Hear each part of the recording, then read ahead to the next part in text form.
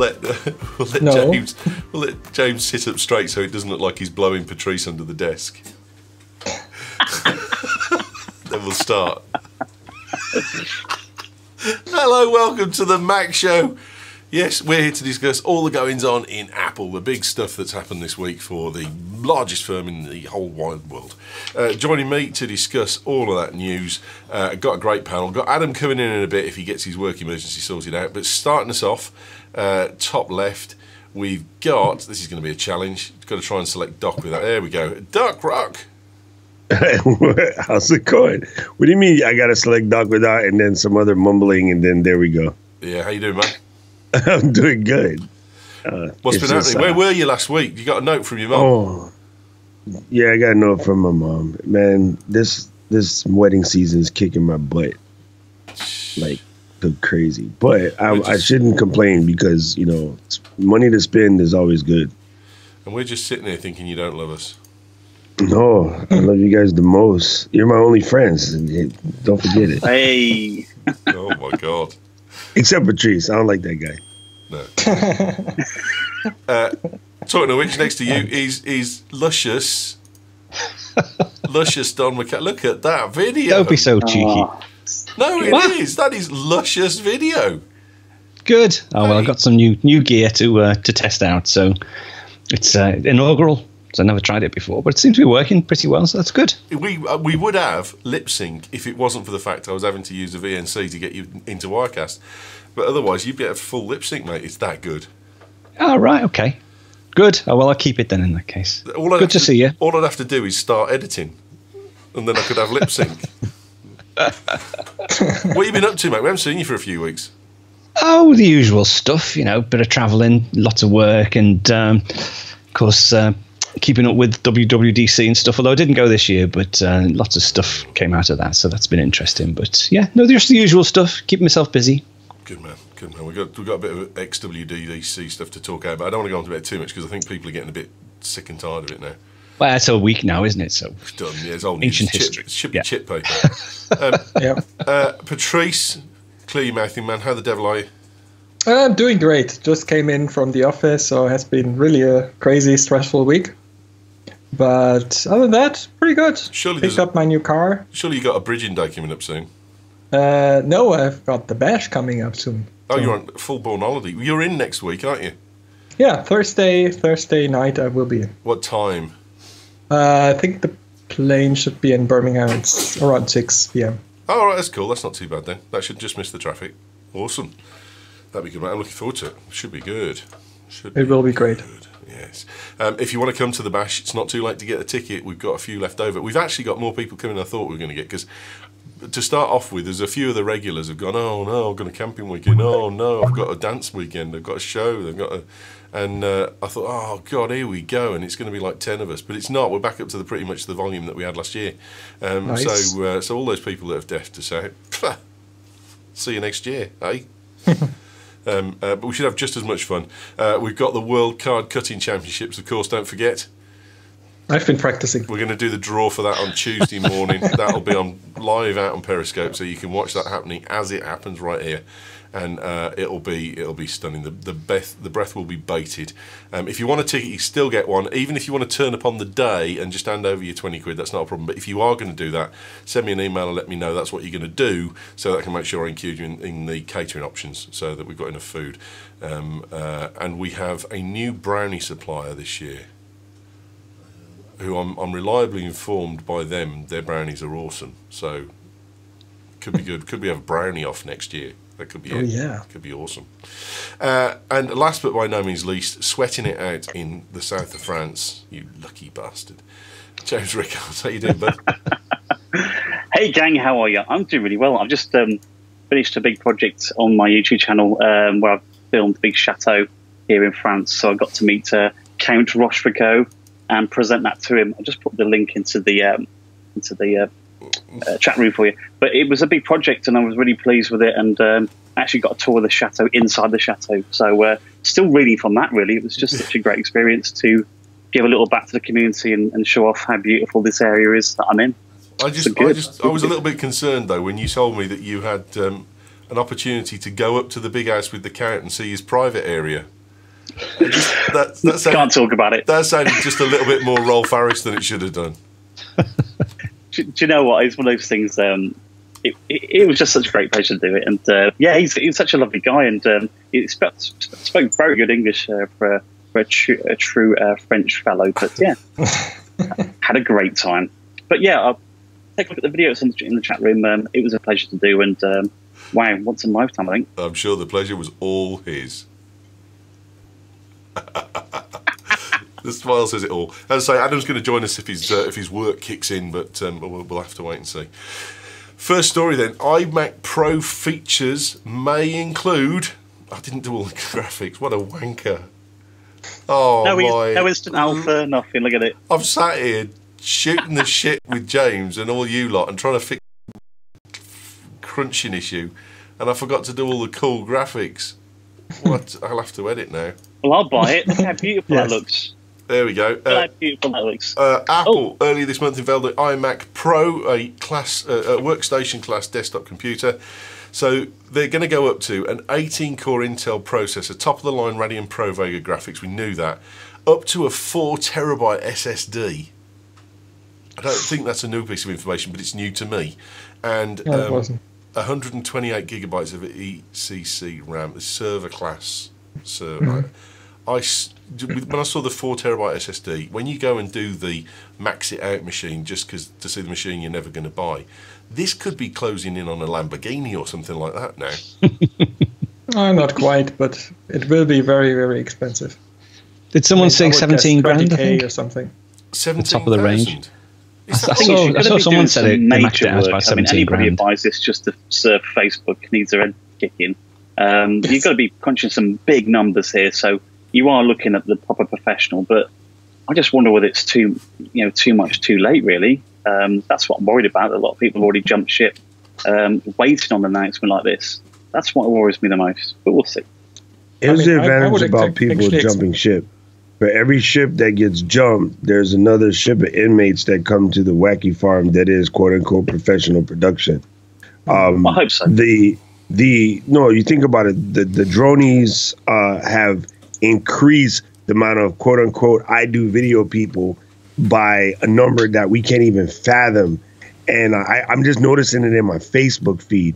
The dronies and the Osmoians, or whatever. What else they got? Karma, Mavic, the ones that you can take off and then throw it on the little stick, and now you have a camera. Before the thing was GoPro on a selfie stick. I mean, I live in a tourist trap, right? So now instead of seeing GoPros on a selfie stick, I am seeing coming to their honeymoon with an Osmo, or put in the other DJI one on a not DJI, the other GoPro one on a little stick, and they're walking around full gimbal on their honeymoon. Like, it's crazy. So those guys, everybody I know that bought one didn't get less enthused after the event they bought it for is over. They get more enthused, and now they're going around hiking. I see cats taking it with them surfing. And then now all these videos are popping up. I got, kids popping off YouTube channels on a regular basis. And in my town, I've been known as the YouTube guy for a long time. So I get all of these random emails like, hey, I'm trying to do so-and-so with YouTube. Like, what's the best way to do this and do that? So I'm watching the industry grow. They don't really affect our broadcast level work, but they're out there, and that requires them to buy machines to keep up with this stuff. Now you're just the YouTube granddad. There we go. James, whatever. James, you can call it what you want. James, just a word of advice, mate. You cut across Don there at the start.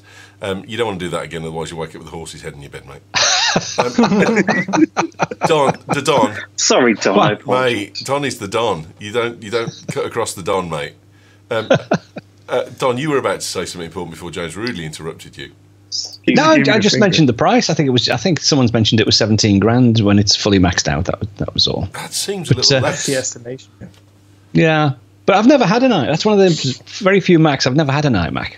No, I have had an iMac and then sent it back. I got one of the new 5K ones when they came out. And I actually sent it back, not because there was anything wrong with it, but because I still have my Mac Pro, and I couldn't really fit it into, it would have been wasted, really. So I sent that back, and I'm sort of patiently waiting for the next Mac Pro to come out. Now, there's an interesting thing here, Don, because Deekpan said in the chat room, so there's no thermal dead end to this compared to the trash can Mac. And I've got to say, I mean, you've got a trash can Mac Pro, haven't you? Yes. Right. Yeah. I've never, ever had a thermal problem with my trash can Mac. And the first time I ever heard the fans was this week, because it was so hot in the studio. They just really struggled, and I was struggling.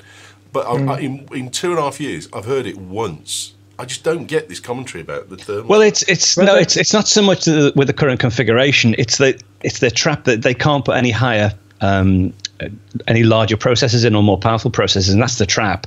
It's designed so that I think the way it's designed is there's a processor and there's two GPUs that make the triangle, and they can't increase the power of the GPUs and sort of distort the thermal configuration of the machine. In effect, they can't have one side hotter than the other, and there's a limit to how hot it can get. So they've basically painted themselves into a thermal triangle, so they can't upgrade. Basically, Apple said it themselves. I think it was in one of the interviews that they had on campus when they talked about the future of the Mac Pro, and also talked about, or at least mentioned that the iMac Pro would be coming. That's what they said, that they had painted themselves in a thermal corner. I get that. So this is where this is coming from. But that's got to be a headroom issue, because I've never had the fans go off. Never. Yeah. The fans have clearly run and it's warm.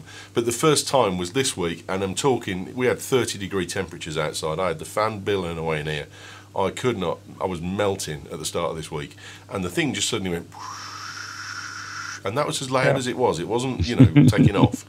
But that's the first time I'd heard the fans ever since I bought it. So it's definitely a headroom issue. It's a future-proof thing. The 5K iMac and jumping ship, I think a lot of people already have jumped ship from the Mac Pro to the 5K iMac when it came out, because it was the machine with the highest end GPU and CPU combination. So my question would be more, how big is really the market for the new Mac Pro, given that the iMac Pro is pretty big? And I mean, we talked about this. There is a market. It's just a question, how big is it? I think they've got to release these. They should have released these together. That's the problem, because no one's going to buy an iMac Pro sitting waiting to think what the new Mac Pro is going to look like. Because the other way around. Because I don't need most people go, hang on, I don't need a screen, so I'm going to hang on and see what the Mac Pro looks like, so I'm not going to buy the iMac Pro. And then everyone's going to come out with some bullshit about, it's a failure because it hasn't sold. Well, it hasn't, because they've announced them in the wrong order. Well, the talk was that the new iMac Pro was actually going to be, the top end machine, and they've sort of reconsidered. No, we actually do need to have a Mac Pro as well. So it could well be that the iMac Pro was intended to be the pro level, top of the range Mac you could get. But because of all the the disquiet and grumblings, etc., they've had to reconsider their position and say, okay, so we do actually need to update the Mac Pro as well, and that's why it's going to take another 18 months, 2 years to get that, because they're starting from scratch. So it's as though that's sort of been thought of as an afterthought. I'm pretty sure that the iMac Pro was going to be the top of the range Mac, and that's not going to be the case now. Just think, mate, for the amount that's going to, the Mac's machine for that, when the Mac Pro comes, you could buy a yacht and a year's berth in Monaco for the same money. Yeah. The only problem that I see with something like the super stealth bomber iMac and a Mac Pro, when it comes to people talking about the prices, and I guess James kind of alluded to it earlier, a lot of the people that will go in and balk about the price are the guys that want to buy it for their regular computer. I don't know, maybe it's just because I've been around my dad, who, when he's buying tools and stuff for the job, he doesn't blink on the price, because he normally doesn't buy it unless he already has a gig in place that's going to pay for like more than 50% of it. And then, normally working very soon to book another gig right after to cover it. So I was sort of trained that way when it comes to buying equipment. So I'm not going to buy an iMac Pro unless I land, like a $5,000 to $10,000 gig before I purchase it, And so most people in the pro space work in a similar thing. Doesn't have to be such a high, but they're there. So you're going to get the guys that are just buying it to goof off on their desk, or they're kind of like playing around with cameras, taking pictures of little kids or whatever's, and they're not there. They're going to complain it's expensive. But if you're making money, if it's your tool, you don't really care what the cost is, as long as the cost is covered by the work you do. Yeah, well, even then there's a limit to it, and there's a function of expandability as well. in what Don does, I'm putting words in your mouth here, mate. As long as you can crunch the level of video that you want plus a year, then that's a high enough machine for you. And there's no point in spending 20k when you can spend 10k. Or there's no point in spending 10k when you can pay 6k. Yeah, and it's not as though, I mean, if you're in a production house where you've got a team of video editors and you're rendering video 24 hours a day, well, buy the biggest, the fastest machine you can, because you're going to get benefit from it. Whereas a small production house like me, I might encode 1-2 videos in a week, 2 large videos, but we can just leave them running overnight. It's not that big a deal. But it seems like the screens, if you're sitting in front of a screen all the time, you want the best quality screen that you can find. If you want, you do want nice equipment. When you're working and you're using it as a tool, you do want the best you can afford. But as far as performance is concerned, it really just depends on the level of workflow that you're doing. And yeah, if you're a heavy user, then go for the sheer processing power so that you can power through video encoding and transcoding as quickly as you can. But on a smaller production house, a top of the range iMac would be fine for me. I was probably spending 6k, but I could have bought the 12 core and I could have paid for the 12 core. It would have been fine, but it'd been money that just well, hang on, I'm probably never going to get into the power that gives me. I'm not for another couple of years perhaps. So. James, there was an interesting point you made there that you just touched on, but no one really came back on it, and I think you're dead right. I think there are people that have jumped to Windows already and gone away from it because they were sick and tired of there not being a Pro option. And at the other fold, I think are people who've jumped away from software. They've gone away from Final Cut and Motion because they've gone to After Effects and Adobe Premiere, because then at least they've got the switchability of being able to flip-flop back between Mac and Windows. Yeah, like I said, in the field I work in, being cinema 4D graphics and motion graphics especially, we're after every CPU cycle, clock cycle we can get our hands on, So from that point, on my Twitter feed, I've got a whole bunch of guys who were just waiting for that Mac Pro. I know I sort of touched on this 2 weeks ago, really. But the one guy was just devastated. And I said, these guys are in this industry, they're making the plugins for the programs that we love. And if they jump ship to Windows, then that leaves us sort of just playing with what's left. But I guess, as I said, there's probably always space for new people to come up. But it's sad to see those guys who've followed Final Cut now for the past 5-10 years and really contributed to what we use every day. Well, see what I use in Final Cut anyway. I'll have to put a link into the one guy's paper. Basically, as he left Mac and to move to Windows, he actually did a whole sort of page about what that transition was like for him. What things he missed from Mac, but how he can sort of compensate it having a Windows computer. It was quite a really interesting read, but I could never see myself doing the same. I really couldn't. Fair enough. Good discussion, chaps. Good discussion. We shall see what happens when it gets here. I'm quite pleased because the specs for the 27-inch iMac have been tested by Geekbench, haven't they? And there's, I was well pleased to see that the 8-core, which is what I've got, the 8-core Mac Pro, late 2013, is still outperforming the new 27-inch Retina iMac. So I was quite chuffed with that. So. I mean, they are great machines, the Mac Pros, the trash can Mac Pros. I've had mine, I think mine is older than that one, and it just sits there. Collects dust now and again with the air intake at the bottom, so I have to make sure I hoover it every now and again, but it just keeps going, and it pretty much does everything I need from it, really. Just throw whatever you want at it. Yeah.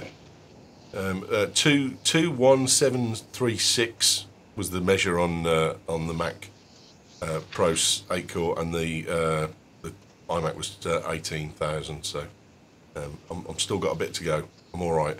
I'm okay. Next year, maybe. Don't tell the wife. But I mean, that alone is pretty impressive, right? I mean, how old is the Mac Pro now, or the CPU? My Mac Pro is 3 years old. 3 years old. Coming up 3 years old in September. So. Yeah. That's pretty impressive that it lasts really for that long, and it's still faster than everything else, basically. I bought it saying I want 5 years out of this machine. If it gives me 5 years, then it's $7,000 well spent. And I think I've. But did you expect that it would be for this long the fastest machine you can get? From Apple, no. Yeah. No, I didn't. I think and that's the point. Yes, of course, it's still the fastest machine I can get because the iMac Pro's not out. Yes, it's a good point. Yeah. Yeah. Oh, that's a good point. I hadn't thought of that. I feel much better now. Thanks, Patrice. I felt good already. But... Who the hell makes a shop with a lid that looks like a MacBook Pro? Apple. Oh, mate, that's beautiful. What? Beautiful. You, James, you want to be one of the blokes stood up there with an erection, don't you? Mate, tell me about it. I saw this today, and I went, "Wow, what a great idea!" I'm guessing that white Apple sign will be peeled off to reveal a mirrored Apple sign, as they're not white anymore, are they? Don't you think will it tilt up though? That's the problem. Yeah, that's what I think. Well, they don't light up anymore either, do they? So they don't light up anymore. They're all just mirrored reflections. So I'm guessing that's just a sticker over it at the moment, which will reveal a really shiny Apple sign, which should be fantastic. I think it looks great. Can you imagine that if the sun if the sunlight hits it and there's a fire starts in the skyscraper next door in Chicago? It's going to be like the walkie-talkie all over again. The logo of the building behind me tells me that's the Chicago Tribune. Yes. I wish Inako was here because he would know exactly. I did think actually whether that looked like a newspaper, and now you said that, I'm with you. I reckon you're right. Herald and Tribune. The Sun Times and Tribune. Sun Times and Tribune. Inako works for Sun Times, but I think that logo is for the Tribune. Right. Okay. I mean, I guess we could open up the damn website and look for ourselves. Hold on. Yeah, it's right. Yeah, it looks like it. Yeah, no, the guy couldn't take the picture because he was dazzled by the reflection off the mirrored Apple logo on the store next door. I mean, I just think when the wind gets under that, you're going to see all the inner workings, aren't you? It's going to flip over. You can see that flying into the Chicago Sun-Times building behind. Or Chicago Herald. Yes, that's it. If you go to chicagotribune.com, that is the logo, my friends. You just see the store manager going over saying, "Sorry, mate, can we have our roof back, please?" I just wait for the first blackout. Muller's just called it. He says maybe it opens. Oh no! Oh, imagine if that flips up. Yeah, and let the light in. And then there's Chicago is probably the wrong place for a feature like that. But yes, it is a windy city. Aye, that's right. Good point. Doris did tell me. Yes. It was funny, like in the summertime when they have their random little blackouts and then someone says, "Did anybody reboot the Apple Store?" That looks like it's right by the river as well. Is it on the banks of the river? Yeah, that does look like a harbour front there, yes. Yeah, good point. So it's going to be doubly windy. So no, it only lifts off unintentionally, Muller. I like Deepan's comment in the chat. As there's no MagSafe, if someone trips over the cable, it'll pull the roof off the place. As a boat goes past, yeah. Excellent. Does the lid open and there's a touch bar inside? You've got to love taking the piss out of expensive architecture, haven't you? Oh, yes. There's nothing better to do in an afternoon. Well, in the next Ghostbusters movie, Stay Puft guy will come over here and pick it up to try to check his email.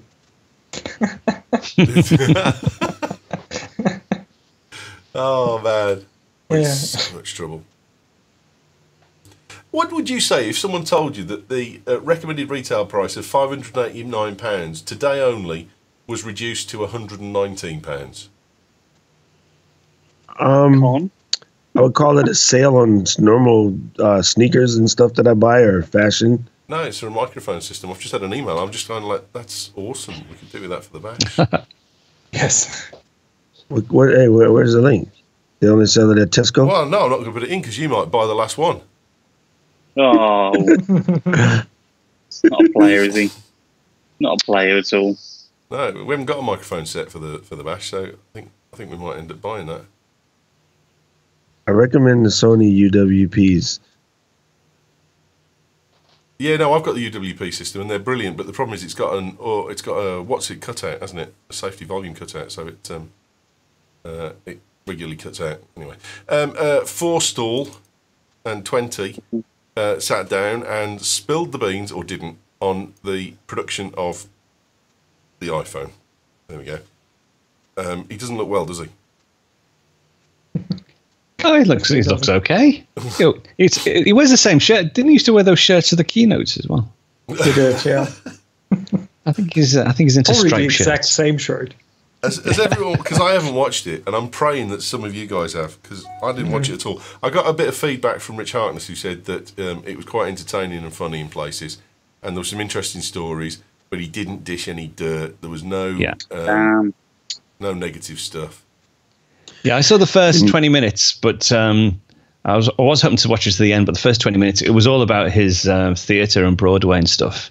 So I got a bit bored with that. So I'll try and pick up on the rest of it. But from the reports I've read, he apparently did give some insights, but he certainly didn't dish the dirt on anyone. So, I mean, kudos to him, really. He with being sacked, you think he might have had a lot of anger and angst building up over 5 years, but from the sounds of it, no, he was perfectly reasonable and he was okay.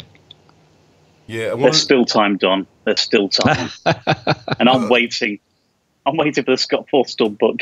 There's got to be some dirt to dish, hasn't there? That's the thing. Oh God, yeah. Oh yeah. Because I mean, that was the whole. His removal was kind of a coup d'état almost. Mm. Yeah, I do think. I think he was best buddies with Steve, and when Steve went, he was sort of pretty much on his own. And I don't think he actually got on with many of the other senior executives. So I think once Steve went, he was always in jeopardy of losing his post there. And with the Maps debacle, I think that was the final push. They needed someone to be sacrificed at the altar of the Maps debacle, and he was the one. Yeah, you got that, and you had the railway font. Like just blatant effery, and then the other part that I think kind of pushed him over the top, or he got the blame for, even though it may not have necessarily been his fault, but he was the father of skeuomorphism at Apple. And after Steve's passing, everybody was like, "This is our chance not to do that anymore." So I think the skeuomorphism argument, the Swiss railway clock thing, and Maps all sort of happened back to back, and it was he was an easy person to hang for the situation. Yeah. I don't know if he was scapegoated or if he was really responsible for any of this stuff. And I guess that's what would come out in the book per se. But yeah, it's just, I guess the timing of it all just seemed like a big, quick downward spiral. I mean, we also don't know whether, maybe he also wanted to go. Maybe he felt that after Steve was gone that, he didn't really have a say in what was going on, or didn't feel that this was the right dynamic and within the leadership team. So maybe he simply decided himself, okay, this is not it. When Steve stopped calling him and then from the toilet in parties. Yeah. You also remember John Broward left at the same time as Scott, and it was like dude was in charge of retail for like a month and a half, 2 months, and then so I don't know if that had anything to do with it too, because like they really happened on the exact same day. No, man, we told you about Broward. The minute he was installed, we all said to you, "He's Curry's mate. He's Curry's. He hasn't got the first fudging clue what he's doing. What are you doing?" And we said that when it was first announced. He hadn't even taken up post. Yeah, speaking of Apple people who have left, did you read the story that Tony Fadell has left Tesla already after 6 months, I think? Oh, right. So, yeah. Oh, no, that's the Swift guy, isn't it? Not Fadell. It's the... No, Tony, pretty sure it was... Or was it Chris Latner? Chris Latner, yeah. That's the guy. He's the software guy, and he went on to the auto team. Yeah. Yeah, that was very surprising, really. Talk about a quick turnaround. And it was announced by Tesla, so he tweeted about it, but Tesla announced it first. I got to say, I never took to Forstall when he was on, and I've said this on the Mac show, so I'm not kind of making it up now. He's gone, but I did say beforehand when he used to come out in keynotes, it was kind of like there's something about that bloke. And we did. He had a piercing stare, didn't he? Well, he was christened. Mad eyes. I think he was christened by Greenie, maybe. I'm going back to when it was Don, me, Kyle and Dr. Happy Mac, and I'm pretty sure Greenie christened him as the child stealer out of Chitty Chitty Bang Bang. I'm pretty sure that was Greenie. So, brilliant. But now people are paying thousands to listen to him talk about shit. Sorry, Scott. I do apologise. Apple Care for Mac will now only be available for 60 days. previously you could have used it for up to a year on your Mac if you'd have purchased it, but now it's gone to 60 days, and that's that. Yeah. On the I'm other down hand, with that. You're on the down other with hand, that. you get Apple. You get Apple Care Plus. So Yeah. makes sense. So This is interesting. go on. You're down with it, Doc. Start us while you're down. Okay, because first of all, I used to stand back there and listen to all of the D-bags that would do stuff to their own products and then try to blame us on quality build. And I say us because at the time I was an Apple employee and I was a genius, for those who don't know. So it was my job to fix things that people would really do stupid stuff with. And then instead of taking responsibility for they did stupid stuff with it, they would try to, finagle us and get it to fix. The funniest situations in those things were when one of my genius partners, he was this tall, 6 foot blonde haired guy with, curly hair. He spoke fluent Chinese. I speak fluent Japanese and Korean. So, it was always funny when someone would come in and they're laughing to their buddies about what they really did. And they're talking in their native tongue and they think we don't understand. And the Hawaii, genius bars, everybody's cosmetologist, everybody's like multilingual. So we'd all sit there and smile like we're the dumb guy that only understands English. And then after we'd answer back them in their native tongue to what they really did to the device and watch their face change over. So part of it is the new, it's not really just a specific generation. It's just a new style of trying to blame somebody else for your own responsibility. And I hate the fact that humans have resorted to this. So this is, in a way, to me, it just goes against, it goes with my thought of you should just learn to be responsible. Like, it's one thing if it's a tech fault or, it was manufacturing fault. Like, those are all understood and normally taken care of under warranty without any blink whatsoever. But when you're out there dehinging your stuff or trying to take things apart because you're trying to tweak something, or you just dropped it because you were not, taking care of it, or like people that don't put it in the computer bag and they complain it gets bent up because they keep stuffing it in their purse. No, F you. Sorry. I feel strongly about it. Doc's down with it. Well, I think anybody in retail, Doc, can obviously align with you there on that for sure. I'm just wondering where it leaves me, because obviously I bought this Mac 2016. It's the new MacBook Pro with the Touch Bar 15-inch. So I obviously bought this in October it came out, and I've not bought Apple Care yet. So where does it leave me then? You're probably still good. You would be normally in Apple situations whenever they make policies like this, there is a grandfathering period. So as soon as we hang up today, I would call and check to see if you still have a chance to get in. And if they say then just bite. They're going to say no, because that's Apple now. They've gone to a little bit kind of market trader on that kind of stuff. I had it with me 2-year warranty thing where I got a new Logic board and they went, so that's £499 to pay. I'm like, 2-year EU warranty? Okay, so it's all free. There you go. Hang on. Oh, yeah. The thing is, I've always said, even when I was working at Apple, it's worth its weight in gold. I've always bought it for my iPhone, and with the Mac, I've always had that grace period of the year, so I've never really I change my Mac every year. I always have done. But obviously this year I may keep it for a little bit longer, which means obviously it's worth buying Apple Care for. But I was sold it just under the year, so if I didn't buy it, then I give the opportunity for somebody who was going to own it that chance to pick up the Apple Care for it. It's worth its weight in gold for sure. Okay, so from the Apple site, verbatim, a MacBook Pro purchased in October 2016 isn't eligible for Apple Care Plus, but standard Apple Care can still be purchased via Apple support. So I've got to phone them up. Get on it, mate. I guess it's going to be $279 for still, isn't it? So it's about $279, 15-inch. Yeah. Yes. Sounds right. That'll do. Worth every penny. Peace of mind. IKEA has released a place your furniture proposals for using Apple's AR kit. This looks amazing. So Well, you can see what IKEA furniture is going to look like in your house before you buy it. And there's a thing here that made me think: do you have to pinch and zoom to get it to be the right size? Because size of furniture is really quite important as to how dominant it is in rooms and things like that. Or is there something going on with spatial detection that will allow you to, and this might be a dual lens thing, that will allow you to estimate the correct size? As far as I know, it's estimating the correct size. So you can pinch and zoom if you want to zoom in.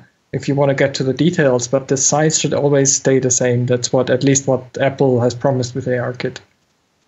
So it should actually work. I mean, you've seen it in a demo with this on the table with this virtual game. Yeah, but it wouldn't surprise me, you. And obviously, I touched on this last week that the IKEA catalog was already done in 3D anyway. So every product was already made years ago in 3D, and they obviously kept that up to make sure they filmed it, etc. It was all looking good. Which doesn't surprise me. They were quick to sort of jump on the bandwagon with this press release and this already.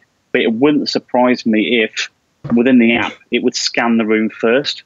So it would actually probably have that little bit more sensitivity where it would scan the room first. So stand in the middle of the room, hold the iPad, and move around 360, and then it's got a better idea of where it's fitting. It wouldn't surprise me at all. This is how ARKit works. There is a detection phase where it basically detects the surfaces, I mean the table or the room, and where it tries to measure sizes, and then you can start adding things. So this is how it works actually.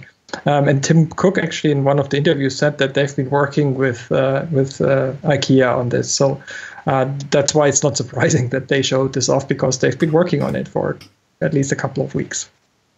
Yeah, I mean the IKEA stuff where you do you build your room type thing that's done in the browser. That's incredibly good. I've used that twice now for our kitchen and our bedroom. Hard to use, but yeah. It was okay. I found it hard to use. It wasn't that intuitive, I'll grant you, but it wasn't tough.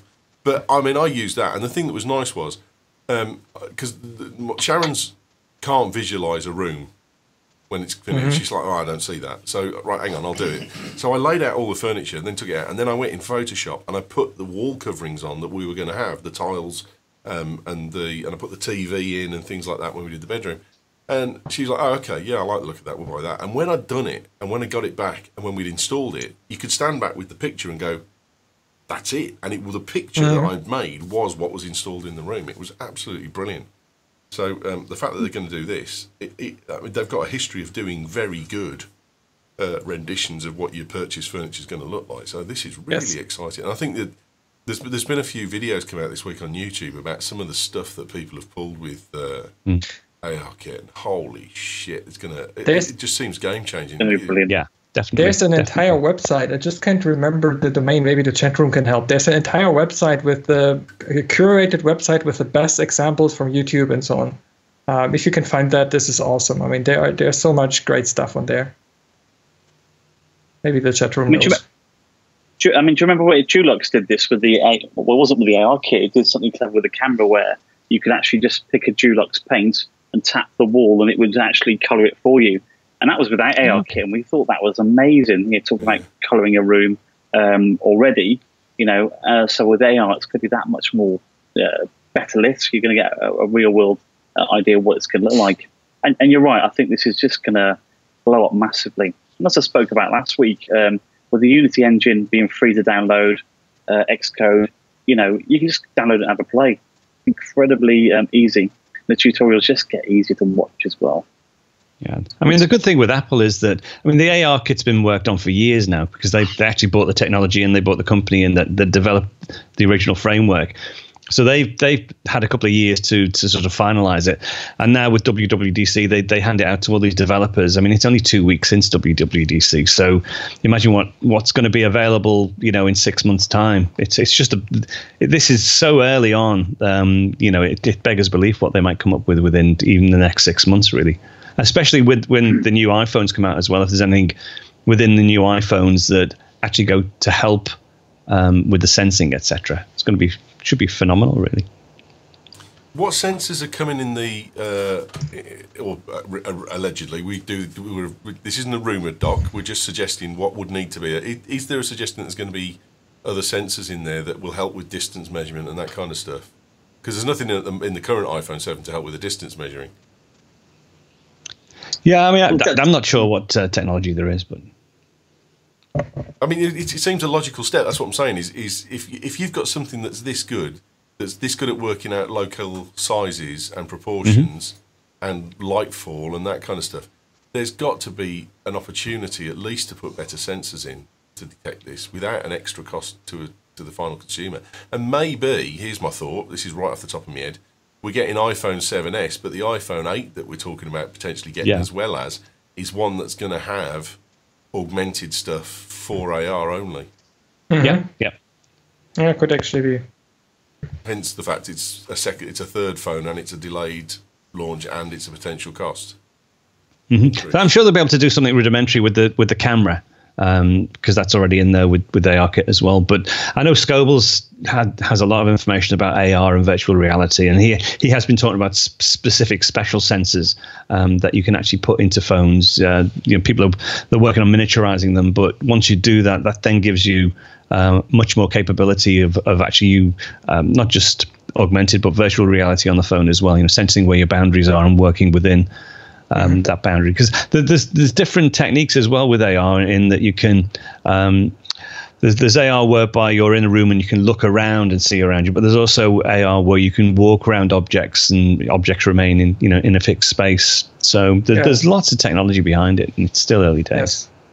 Yes. I've put the link in the chat room. It's madewitharkit.com. I think it was on the Loop or something. So this is really a great website. It's got a few issues with repositioning, hasn't it? It does tend to forget positions if you get quite far away from something. But James, you've just put a link in there from YouTube, which is a Titanic AR demo. And it's incredible. It is unreal. Incredible. The only thing that's bad is the wankers shot it in portrait. Yeah, I hate that. Oh my god! And Apple's making it worse with the new updates to the operating system and the phone. I'm like, God, fix it. Don't make it worse. Anyway, what nobody talks about right now, except for on the Register, which is one of my favorite sites to go read what the IT people on the inside think of all of this crazy stuff. ARKit right now is a humongous drain on the batteries.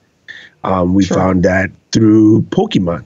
If you guys remember, like the Anchor batteries were out of stock months and months in lead time when that thing was going crazy. For the 2 months that it was crazy, it killed like Anchor's production and a lot of the other guys. Mophie juice packs were unavailable on the island in like 3 different Apple stores. Like it was just crazy. So I was for it to become, say, daily driver, they're gonna have to do something with that battery life issue. Mm-hmm.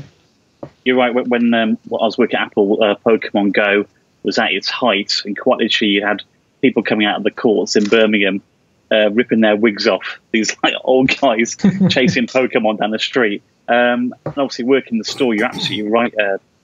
We were seeing people come in, quite literally grabbing at the battery cases. I'd never seen anything like it in my whole career working for Apple. People just go, I need a battery, I need a battery. I thought, yeah, you've been playing Pokemon in your dinner break, haven't you, mate? You've ruined it.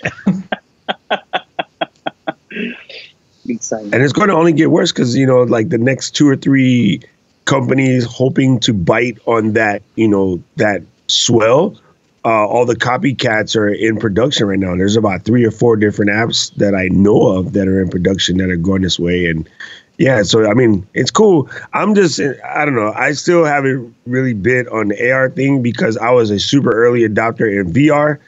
And I worked, on Silicon Graphics machines, like trying to make the stuff and wearing the goofy thing where you had to actually stand in a ring in order to get it to work. And I spent a lot of time, effort, and money and didn't recoup any of that cost. So like I just stayed so far away. That was a huge waste of time for me as a grown up kid, IT, because I thought it was going to be the future. And then about 5 years into it, I just said, screw it. I don't want to work with this crap anymore. And then like this stuff is happening in the phone. It's kind of crazy to me because I remember all the equipment it used to take for us to do this using Wave Station, Silicon Graphics Wave Station and Silicon Graphics Indies. And now people are doing this with an iPad. It's kind of trippy. But yeah, for me, I'm just like, AR, SMAR. Yeah. I'll wait till they can do something that has to do with Manchester United, then I'll be in. Yeah.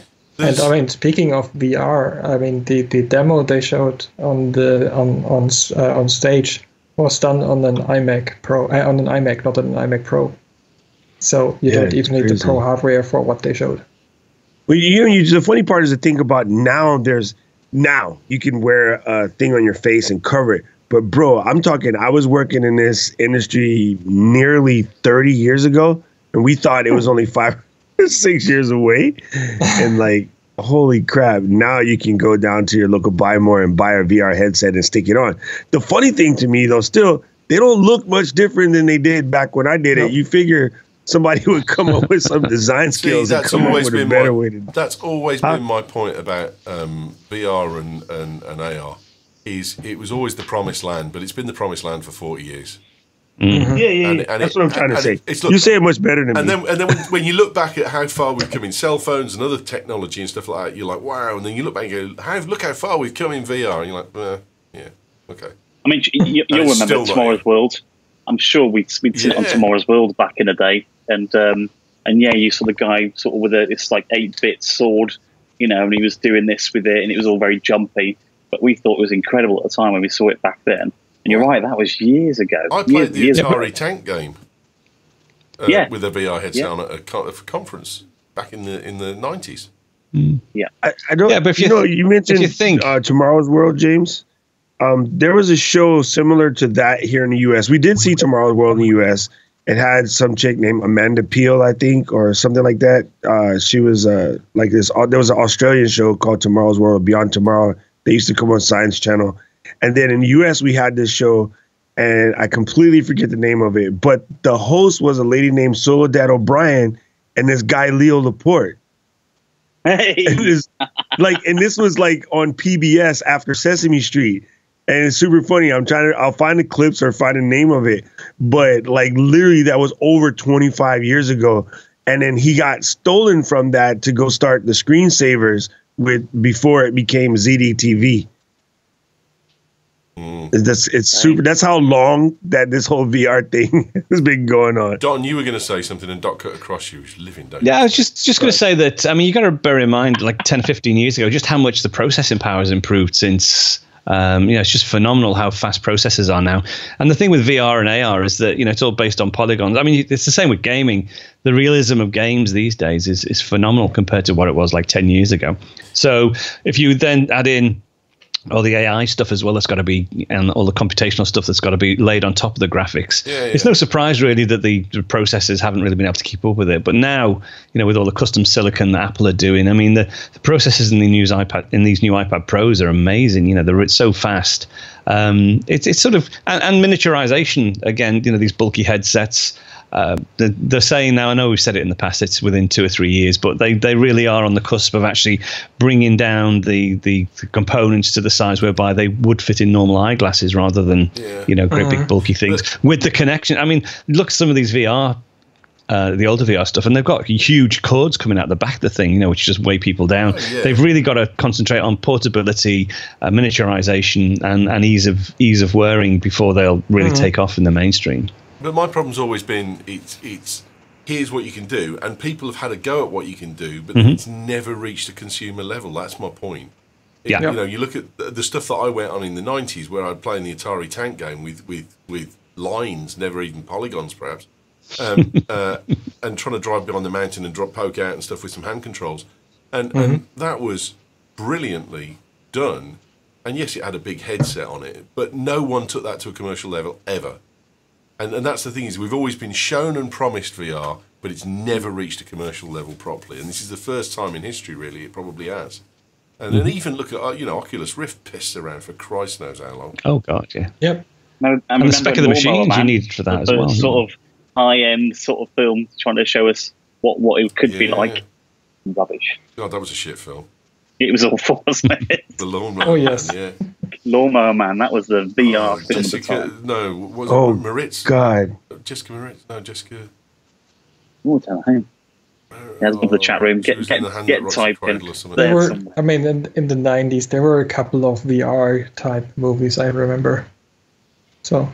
Yeah, it was... But I remember going to see Lawnmower Man with a lot of inspiration because it was talking about an industry that I was in and I loved, and I thought it was going to be, it's kind of crazy. That was 1992, man. Holy goodness. Oh, God. Was it 1992?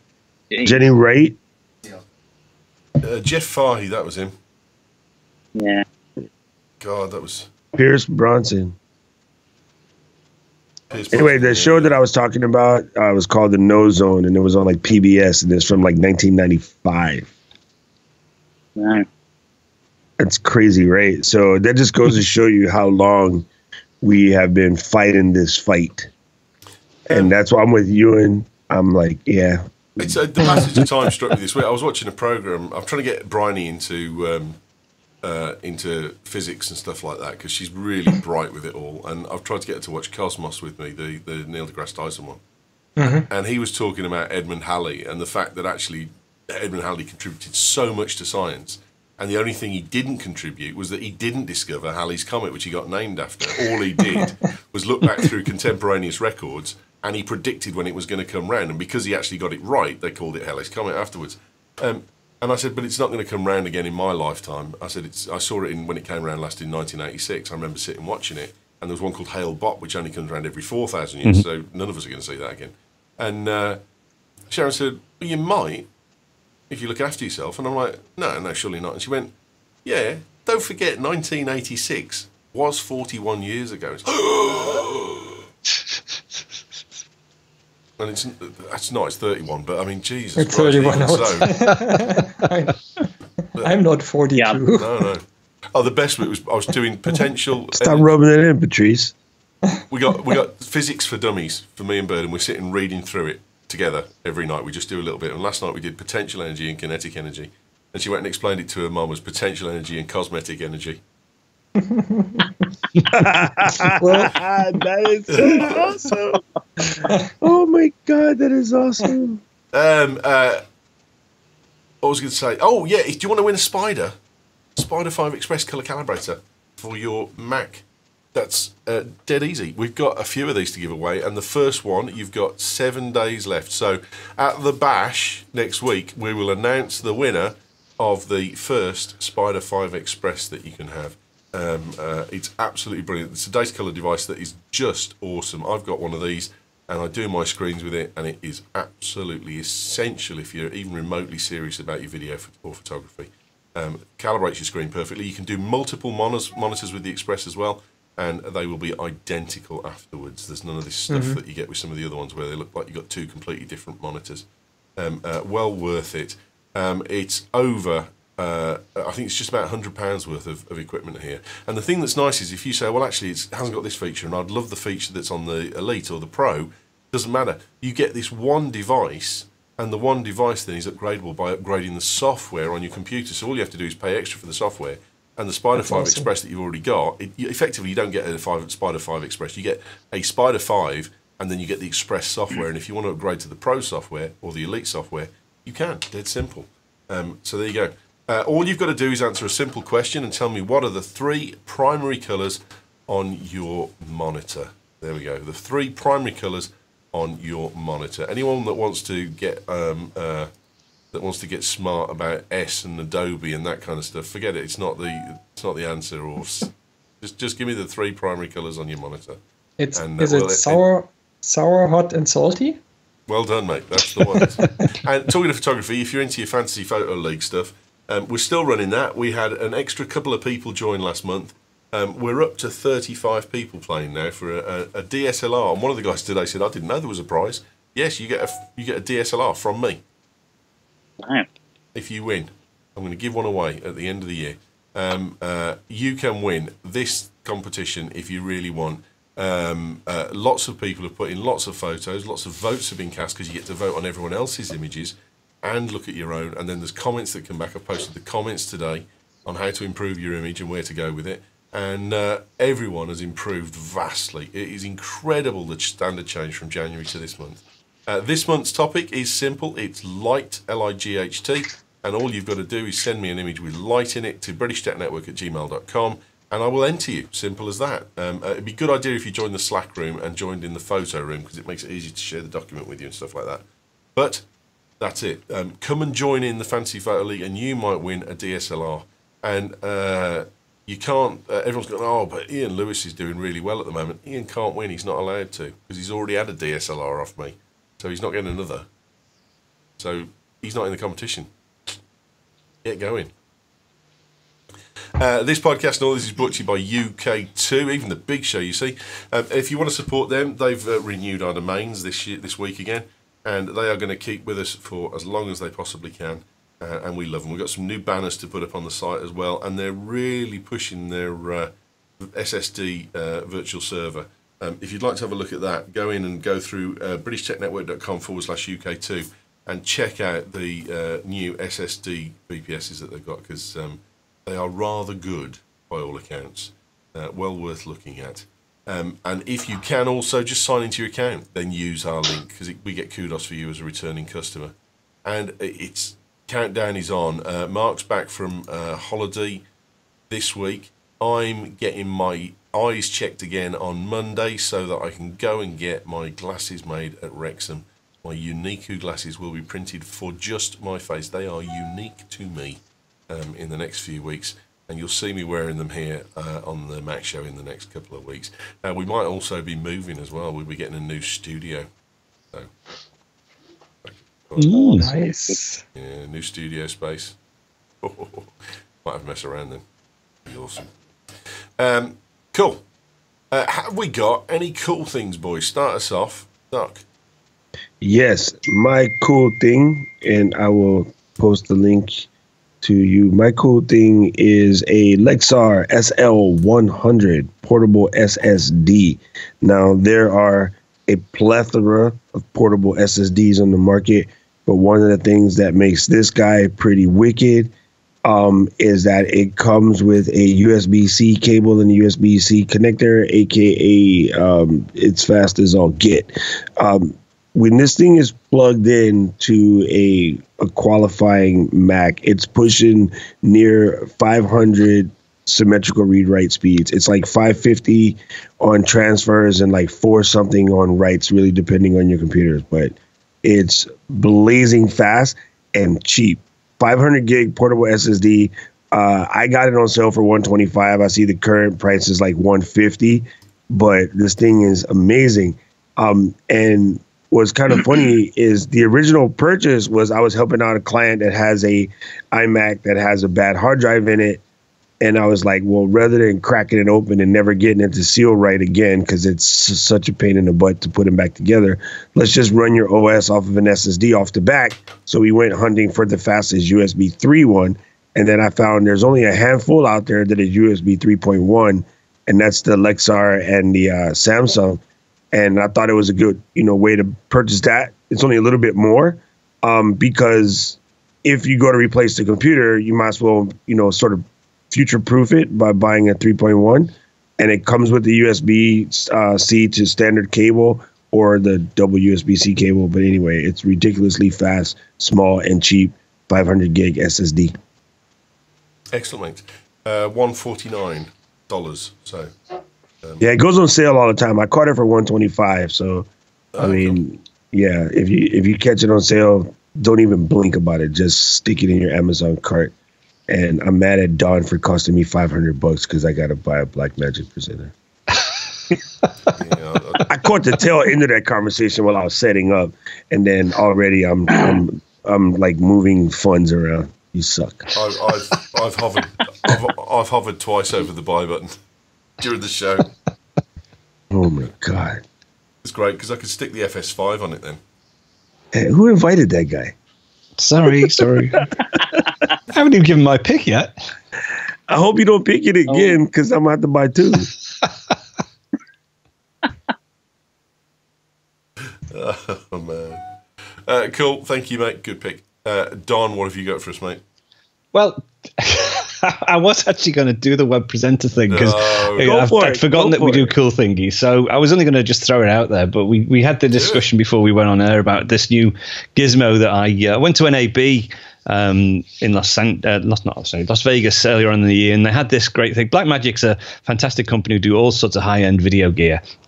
And whenever I've done video podcasts, I've always used a little webcam, which has been fine, but it has limitations. I've got some nice cameras, some DSLR, or well, they're actually the not true DSLRs, but decent Panasonic cameras, and I've always wanted to use those to have to produce my web video with. So Blackmagic have produced this new box called the Web Presenter. It's about 450 quid, but basically it takes sort of any high-end video signal and then down samples it to 720p and then you can just use the USB connection to connect it to any Mac or any PC, and it takes your lovely high quality video output and enables it into an optimal streaming format. So I set it up today, and it's the first time I've used it, and everyone seems to be raving about it. So that's my pick for this time. I seem to have got a few people interested in it, but it's the Blackmagic Web Presenter. Your video's beautiful, mate. It really Very is. good. It is. It doesn't actually look 720. It looks better. Yeah. It's got. I'm using the Panasonic GH5, and I've got a shallow depth of field as well, and I haven't had to do any tweaking or anything. I've just plugged it straight in. It takes HDMI. The Panasonic has an HDMI out, but it'll also take SDI in, and it will take a microphone as well. Although I'm using just my standard microphone setup, you can plug an XLR microphone into the back of the web presenter and use that to downsample to do your web stream. And the idea is that you can use it for Facebook, you can use it for podcasts, you can use it for anything where you need streaming video.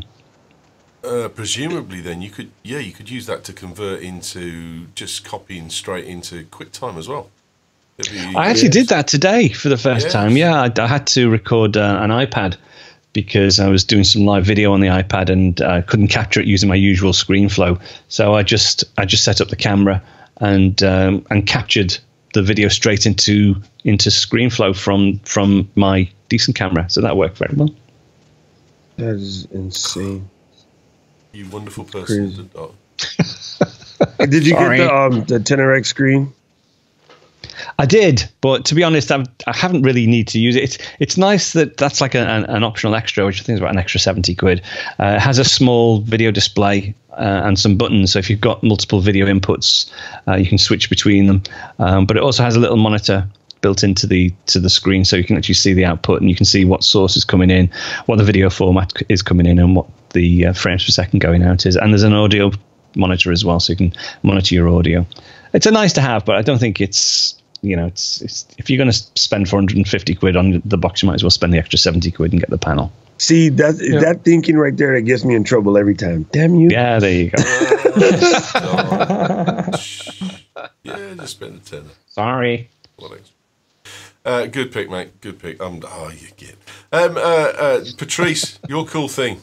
Okay, my cool thing is an app. I just got this week the new iPad Pro, but the iPad Pro is not the pick, it's an app for it. I mean, with the iPad Pro, especially with the big one, I want to do quite some writing and some sketching. So my pick is a Notes app. It's Notes Plus. It's, I think, $9.99. Oh, yeah.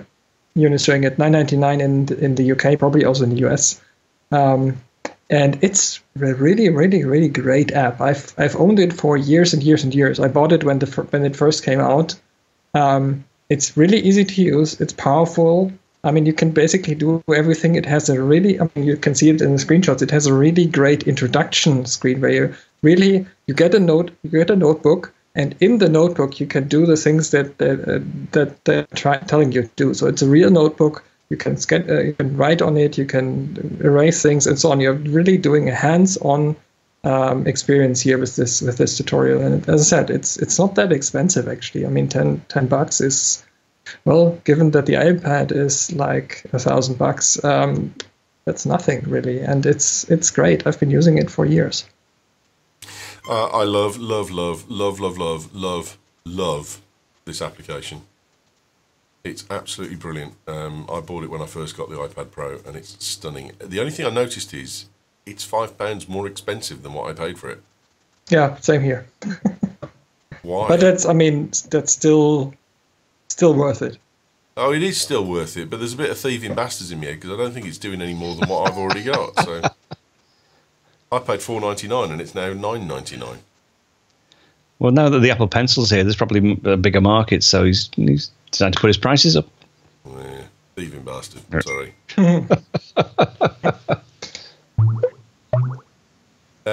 We've had a review. Thank you to those people that do bother to leave reviews, and they are summarising the previous 10 years of podcasting rather than just one episode where I pissed them off.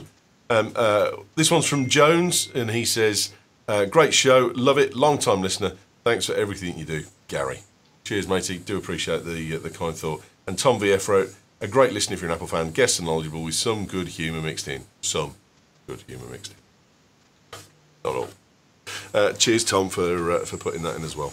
If you've got a review, then please leave it in iTunes. It makes a world of difference to our rankings, and we like read them out. It's cool. Whether good or bad, we still read out the negative ones. We don't read out all of just the good ones and nothing else. Good pick, Patrice. Like that one. Like that one a lot. It's all pinging off around me. Do apologise. James, what's your cool thing? Thank you, Ewan. This week is just two apps, if you don't mind. It's just two. Obviously, it goes without saying, Affinity Photo for iPad is just brilliant. What can I say? If you're used to using Photoshop, then they did some demos on stage at the keynote, and it's just fabulous. At the moment, it's 20 English pounds, and that's with 30% off. So they've got like a good deal on it at the moment. So if you've not had a look, jump on Affinity Photo by Serif Labs. It's just incredible. And also, obviously, France is extremely flat, which means I can't make any excuses for not losing any weight while I'm over here. So I'm using something called a Couch to 5K, and it's brilliant. It's absolutely brilliant. They do a free version, but I'd suggest going for the Pro one. It's $4.99, and it's great because it works with your Apple Watch. And all you do is it's going to take you, if you've never run before, to 5K in about 8 weeks. It's just brilliant. The prompts are great. It's just great fun. What can I say? And it works so well with the Apple Watch. The way it updates you to. And basically, the situation is you kind of walk for 5 minutes, warm up.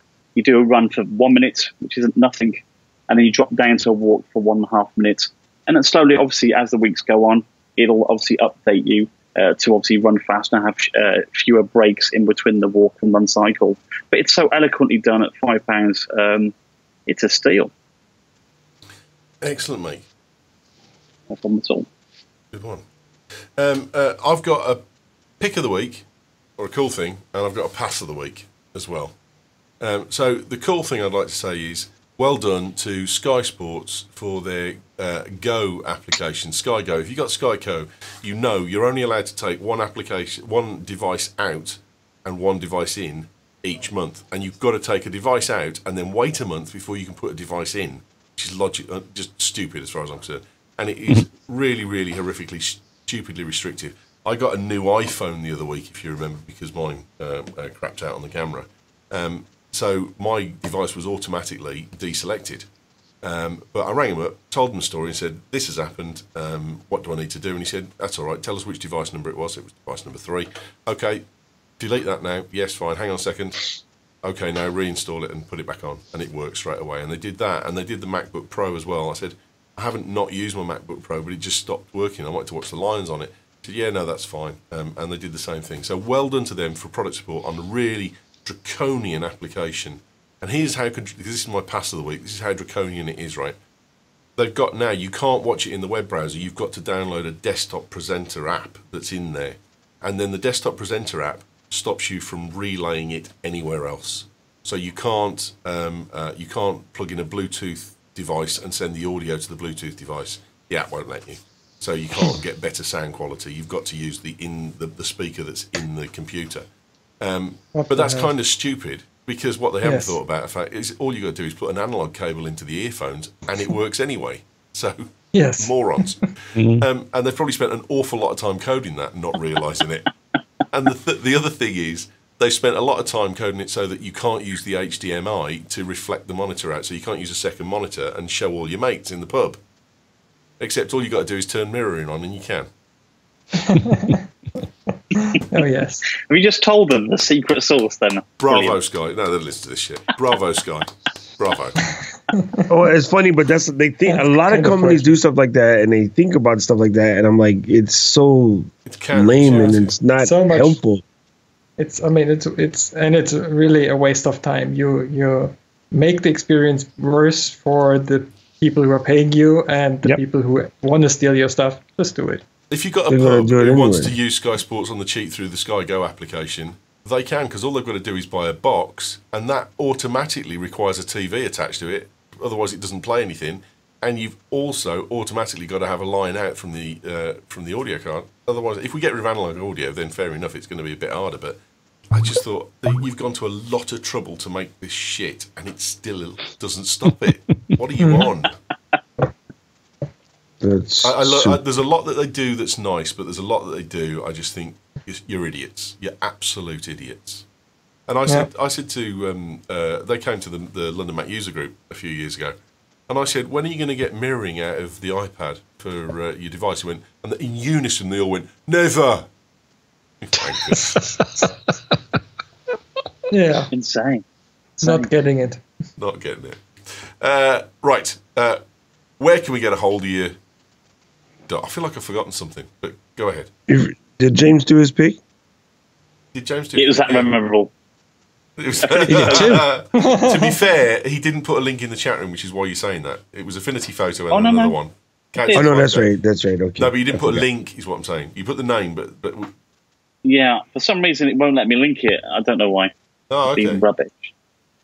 It's really funny that you brought that up today, though, James. My dad came yesterday and was like, "Oh, you should buy Affinity Photo," and I'm like, "No, I'll Wow. stick to. I got Mac Fun stuff. I'm lazy to learn another app." They do free keyboard overlay that you can print out and drop it onto your keyboard. It's pretty cool. The one thing that I've heard about Affinity Photo is it's not easy to just pick up and get into. You've got to, if you want to do some of the cool stuff, you've really got to get your thinking hat on and scratch the cat. Well, download the that's true guide. for all apps, You right? print it from the website, and it will go over your keyboard, and it'll help you out. It's pretty good if you're using the Mac version. It's akin to learning the deeper elements of Photoshop and a lot more. So, but it is recommended. It's funny this guy thinks we read manuals. We're men. What are the James? It's a keyboard overlay. James, Man, Oh, Francis don't pull it getting back. to you, bro. James, turn in your man card at the end of the show. Look, I've got a manual for my air conditioning unit. Look at that. There it is. Have you read it? Um, Have you read it? I've read the first 4 pages and I've put it on. How many pages are there in English? Mate, Christ. 9. You wanker. So I managed to read 4 of them. You've read half the manual, you wanker. Yeah, you're 43% in, bro. Some people like to read manuals. Look, I even the EE guide as well to see how energy efficient it is. Have you read that? Gay. No. Oh God! You're going to stand up and be Going wearing. on. You're going to stand up and be wearing a dress, aren't you? I tell you what, I hope you're going to edit this bit out. No, of course I'm not. Jesus No. Christ. I got a plastic bin over here with manuals for everything I've bought in the last 20 years, and every single one of them is still in the plastic they came with. Yes. Hang on. I just want to show you where my manuals are. All right, we got In the bin. Jake and Muller here. Just there you go. Hey, boys. There's my manuals. They're all in the cooker. Yeah. Yeah. all in the oven. All in the oven. I've never used. Nice. No, that's good because, like, in a zombie apocalypse, you're going to need some Kindle. And I don't mean to read, I mean to start a fire so you know you can boil water and whatnot. You good, bro. You got your Kindle right on hand. Thanks, man. Cool. So true. Where can we get a hold of you, Doc? Besides laughing at James, you can find me on the internet at DOCROCK all over the place. And also, don't forget to check out my new podcast, Solid Podcast by Doc Rock, and that's at solid.podbean.com. I got my new domain, Solid FM, but Micronesia takes forever to propagate, so we'll see. It's coming. Okay, mate. Well done. Don, where are you, sir? You can find me over at screencastonline.com where you get all my weekly video tutorials. If you want to get the mag, there's a Screencast Online Monthly Mag on the App Store, and there is also, if you're not a member, the SEO Showcase app where you can get some free stuff and purchase individual tutorials. But screencastonline.com is the main hub. You can find me on Twitter as Don McAllister. If you've got a Mac and you're not a subscriber to Screencast Online, you're an idiot. You're a manual reader. Yeah, with the alternative to manuals, that's right. Patrice, where are you, mate? Well, every week here on the Mac Show, in about a week in Birmingham as well. For the bash, Everything bash. I do, the bash, yes. Everything I do on thepatrice.com, and I think on Wednesday we will do a special episode of the Tech Hangout. So if you're interested, go to thetechhangout.com. Excellent, mate. Curry will be the first agenda next week. It'll be about, well, we're doing a Mac show here at 4, and then it'll be over the Curry House for about 4 to 6 o'clock. And then that's when the night starts, and then back to mine, and then the following day, and then the day after, and then Sunday, and it's going to be awesome. Yes. Always good fun. James, you getting on a plane? You going to come over? Oh, mate, no. Got visitors coming over, so you tell your friends you've got a house in France, what they're going to do, right? Yeah, exactly. Got a house in France. I might just come over. So I'm fully booked, mate. I don't think I'm going to see an empty room in my house till October. All right. But there you go. Anyway, you can find me at did people still say www.whiskey-with-water, renderbots.co.uk. If you go to YouTube, you can search renderbots and see all my drone stuff. There's lots of great stuff to see there, so do that. And obviously follow me on Twitter. It's at renderbots, but bots with a Z at the end, because Twitter's rubbish. We need Wasps to play one of your local teams at rugby, and then me and Muller can come down and have a game. Watch the game. You're certainly very welcome. We'll buy you a ticket. Don't worry, mate. It's fine. Get cheap tickets through Wasps. There you go. My name's Ewan Rankin. You can get me at Ewan Rankin on Twitter. You can follow us at British Tech as well. Don't forget the news show is every day with Carl Swagger. You can get that through him, and you can also donate to us through Patreon if you'd like to support us, or direct to bageltechnews@gmail.com in the PayPal account. Set up a standing order, which a lot of people have done, and we do appreciate it. There will be a Mac show next week. Yes, there will be a Mac show at 4 o'clock as normal. There will be a Mac show here, but the place will be littered with window lickers. They'll all be here watching it go on. Yes. So we'll have a webcam up, and it'll be loads of fun. And then as soon as we finish that, the partying starts. Have a great weekend, and come to the bash. You'll love it. Thanks for listening.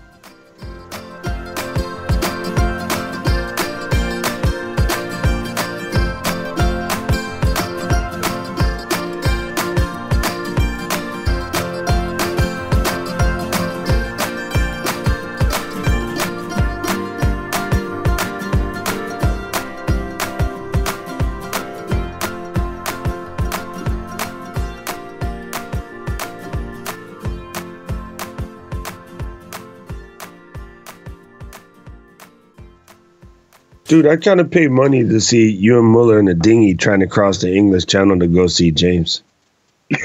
And you can live stream it with the box that Don made us buy, and then a Teradek Wi-Fi or Teradek LTE transmitter.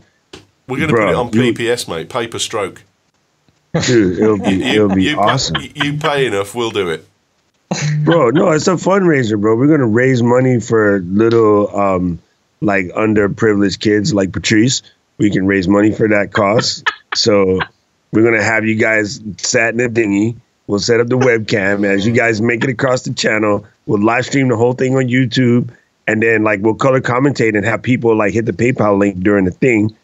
And every time one of you guys swears, like somebody got to pay like $10, like we can make a lot of money, dude. We'll make a lot of money watching a fat bloke row across the channel, mate. Yeah. Jesus Christ. Wait, which one of you guys are fat? Both. I think we need a bigger boat. Hey, you guys better take Jake in case you need some tech support. Don't you need a giant boat then? There's actually a seafaring shanty for this. Rubber dub dub. If I'm not doing that. I'll behind you. Oh gosh, it's too much. What a show! The last thing I'm going to be doing is sitting in a boat pulling off Muller. I'll be on the video. Pulling with Muller. Sorry, that's not what I meant. Wait, I was going to say that's a different live stream, cuz. Oh God! I just want to point out that Freudian slip was deliberate.